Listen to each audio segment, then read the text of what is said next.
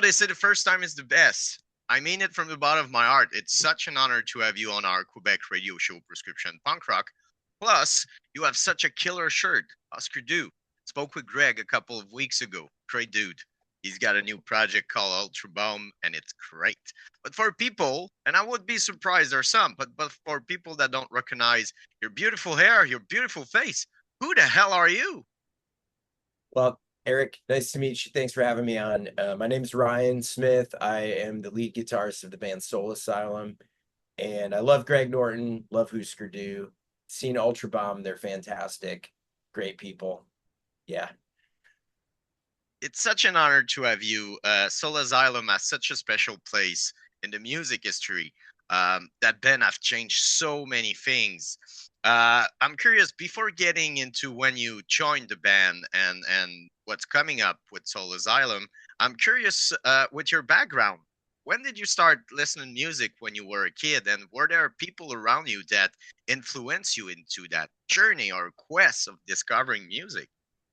absolutely. I started listening to my dad's vinyl record collection. He had a lot of classic rock like the Beatles, the Rolling Stones, Bob Dylan, and he had some folk records. So that's like where I first discovered music was a thing by listening to his vinyl, and I just sit right next to each of the speakers, the left and the right, and notice how the audio would be hard panned, especially back on those old records where like the drums would be in one speaker and the vocals would be in another speaker. So that was really cool. And then as I got a little bit older, I discovered punk rock and the American underground music scene. So I got really into bands like the Descendants and Black Flag and Dinosaur Jr., the Minutemen, um, and a lot of other kind of music too. I would say like I got into Brit rock and more experimental kinds of music. So I had an influence of classic rock and pop music with uh, an infusion of punk rock and experimental music. And who could I attribute that to? My dad, probably with his records. Also, I had some really good music teachers in school that helped me kind of get really into it. And when you start playing, when you start learning an instrument, it's pretty rough the first 2 years. And as you mentioned, some needed teachers. There's some people that learn it by themselves, but you have to pass that frustration, when you start it up that, you you want to be good, but it's really hard. Was it easy for you? And did you get a good teacher? Or was it like the cliche, or let's go, we start with Stairway to Heaven or whatever? Well, I started playing piano and then I started playing trombone. And I knew like the instant I played trombone, I was grinning so widely that I could barely play the instrument because I got such a rush from making music with other people. And then once I picked up a guitar, I knew that at that moment I'm like, this is what I'm going to do. So I think I spent just countless hours every day playing. And I think that's like what it takes to get past that early, really difficult stage where you're holding a piece of wood with some strings on it and you're going to try to do something musical with it. And so just a real serious dedication to it and almost an obsession with trying to create music and play music. And that's kind of what got me over that first hump of like learning how to play an instrument. But teachers help. I mean, I think it's like really good to have motivating people in your world that encourage it and also help point you in the right direction. Yeah, like a guidance. I think as a teacher, that's what you need. I think that it's way more easy to have a one-on-one, like you got the teachers and just one student. So you can learn about, what motivate the student and not just throwing like what you love. Maybe they ate it. And if you want to start somewhere and build something, you have to find something that it reflect to you, I think. Absolutely. Yeah. You joined Soul Asylum, I think, in 2016. Um, when was the first time you heard the band, and were you fan before getting into the band? Yeah, I was definitely a fan of the band. I think I knew about the band pretty much from boy, what year would that have been? I think I knew like Hang Time era is like where I became aware of the band. So yes, I was a fan of the music, loved the songs. And being from the Twin Cities, it's their Soul Asylum's always been a real important band that there's, if you live there, it's like you you're on the team, because it's Minneapolis, Minnesota. So Yeah, and it's such an interesting story. They really came from a place that you don't think at first about music, but they really, I discovered the band with the first records. I'm sure you cannot do an artwork like that now. It would be canceled. But yeah, and they have such an interesting sound, and I think it's good, when they change the lineup.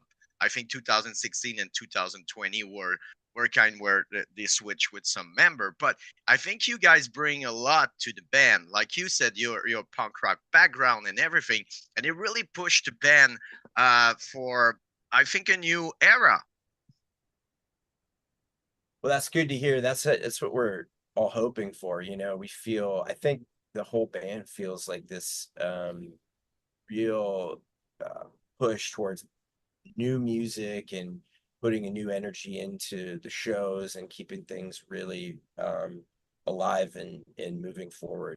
And Dave, he's always writing, he's always looking ahead. He's not one to like go back and you know live in the past. He's always moving forward. So I think the whole band just has this energy of moving into the future. Yeah, and we felt that like with the new songs. From what I listen, it's really like doing something different, not trying to recreate something that had worked. And I have so much respect for the band not choosing to. Okay, we have radio success, so we're gonna do that again. We're gonna recreate those songs over and over again. You get saturated, I think, and I'm sure as an artist, you want to push yourself to do something else. And I'm sure Dave, as a songwriters, you want to do something else, but also challenge yourself of writing better stuff and writing about other stuff. And I think that's the main point, and the core of the band. It's the writing. Yeah, and I think it's keeping everything authentic and genuine. That's super important in the process. And I think with this record, we were really deliberate with trying to capture that. Steve Jordan as a producer was really good at um, being conscientious of the vibes of a performance and having us play live and getting that energy that you really only get when you're like feeding off of other musicians in a room. So if you're layering tracks, that can be a good way to do it, but you don't get that same kind of push and pull from a live performance. You don't get that kind of interaction with the music. It's a whole other thing than when you make a record in a more layered fashion, where you're doing overdubs and everybody's doing it separately. Yeah, and the thing is, trying to recreate a live experience, it's pretty hard. But I think you're close to that, like you said, because we felt the energy and the chemistry. It's something that you build slowly, and it take some struggle, some hard time, and good times, and all those things together. It create that chemistry that create that solid live act. And I think that Soul Asylum always been a live band, but with the songs and the studio, it just bring another element to try to recreate that experience live, because it's an experience at the end. It is. Yeah, I think we also spent more time on this record playing the songs together in a room. A lot of times, you record stuff and then you go out on tour and then you play the songs over and over. And I think we did spend more time on the front end actually like as a group playing them. And Steve Jordan did pre-production before he showed up to make the record. and we played the whole album for him beginning to end, and you could feel that it felt like a show, like what we could play this album from top to bottom, and it felt like that would be a good show. That would be a fun show to play. It'd be a fun show to see. And I think Steven even said that, in one of the sessions. So that feels really good to make a record like that. Yeah, and to able to create without being, without restriction or being restrained by the label or the producer.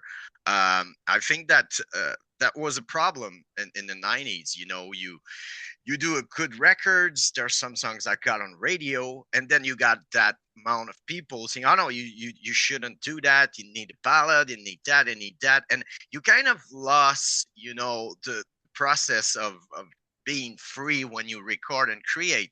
And as an artist, why you got on the radio is because you're good, and when you create, the core of the band, that's why it worked. And I think that with the new records, at least the new single prove it, it felt that you were not restrained and that you could do whatever direction the band wanted to go, and it felt natural.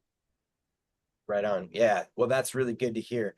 Hey, Eric, also, we got time for just one more question because we've got another interview starting here shortly, just to give you a heads up.